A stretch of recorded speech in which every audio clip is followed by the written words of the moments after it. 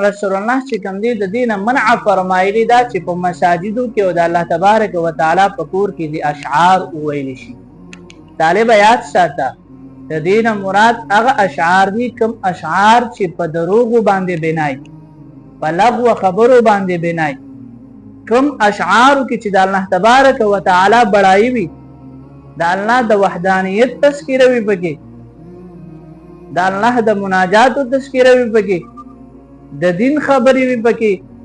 د حکمت خبرې پکې وي نو دک اشعار په مسجد کې ویل جایز دي.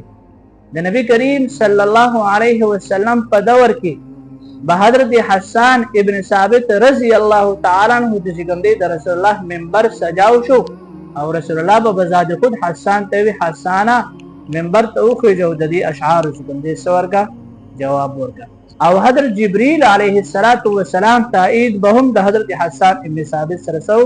رضی الله تعالی عنہ سره شامل